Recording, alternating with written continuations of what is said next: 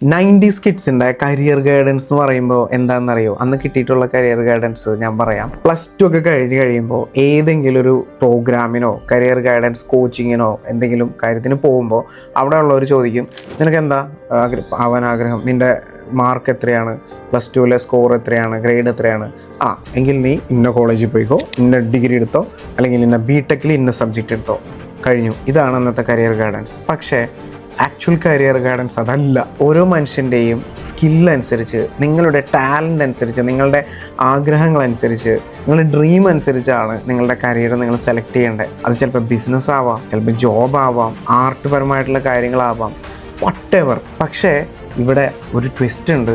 AI കാലമാണ്. So അതുകൊണ്ട് നിങ്ങൾ എന്ത് ചെയ്യുമ്പോഴും നാളെ AI നിങ്ങളുടെ ജോബിനെ അല്ലെങ്കിൽ നിങ്ങളുടെ ബിസിനസ്സിനെ റീപ്ലേസ് ചെയ്യുന്നുണ്ടോ, അല്ലെങ്കിൽ AI അഡോപ്റ്റ് ചെയ്തുകൊണ്ട് നിങ്ങൾക്ക് വളരാൻ സാധിക്കുമോ, നിങ്ങൾ വളരെയധികം ശ്രദ്ധിച്ച് ചെയ്യേണ്ടതായിട്ടുള്ളൊരു കാര്യമാണ്.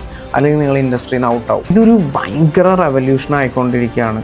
ഇവൻ ദോ സിനിമാ മേഖല ആയിക്കോട്ടെ, ആർട്ട് ആയിക്കോട്ടെ, മാർക്കറ്റിംഗ് ആയിക്കോട്ടെ, സെയിൽസ് ആയിക്കോട്ടെ, പ്രൊഡക്റ്റ് ബേസ്ഡ് ആയിട്ടുള്ള കാര്യം ആയിക്കോട്ടെ, ഇത് എല്ലാത്തിലും AI കയറി നിരങ്ങും. ഇവൻ മെഡിക്കൽ ഫീൽഡിൽ വരെ ഡോക്ടേഴ്സിനും നഴ്സസിൻ്റെ ഒന്നും പണി പോകില്ല എന്നൊന്നും വിചാരിച്ചിരിക്കേണ്ട. അതിനൊക്കെ ഇവിടെ ഇപ്പോൾ റോബോട്ട്സ് ആയി. അപ്പോൾ അതുകൊണ്ട് നിങ്ങൾ വളരെ ശ്രദ്ധിച്ച് വേണം ഇനി കരിയർ സെലക്ട് ചെയ്യാനും മൂവ് ചെയ്യാനും. എക്സ്പ്ലോർ ചെയ്യുക. ഇതിന് കൺഫ്യൂഷൻസ് വരും. ഇതിൽ സാധാരണ വരുന്നൊരു കാര്യമാണ്, ഞാൻ എന്ത് സെലക്ട് ചെയ്യും, എന്ത് ചെയ്യും, എന്ത് പറയുന്നൊക്കെ. അപ്പോൾ കുറച്ച് സ്റ്റഡി നടത്തുക, കുറച്ച് എക്സ്പ്ലോർ ചെയ്യുക, എക്സ്പീരിയൻസ്ഡ് ആയിട്ടുള്ളവരോട് കൺസൾട്ട് ചെയ്യുക, എന്നിട്ട് ഡിസിഷൻസ് എടുക്കുക. ഇതാണ് ഇതിനകത്ത് ആകെയുള്ളൊരു വഴി. വർഷങ്ങൾ കഴിയുമ്പോൾ ചിലപ്പോൾ ചേഞ്ചസ് ഒക്കെ വരും. പക്ഷേ നിങ്ങളത് ആക്സെപ്റ്റ് ചെയ്യാനും അതനുസരിച്ച് നിങ്ങളിൽ മാറ്റങ്ങൾ വരുത്തി പുതിയ കാര്യങ്ങൾ പഠിച്ച് അപ്ഗ്രേഡ് ആവാനും തയ്യാറായാൽ മതി. ഒരിക്കലും നിങ്ങൾ ഫെയിൽ ആവില്ല. നിങ്ങൾക്ക് ആരെയും തളർത്താൻ പറ്റില്ല. So good luck.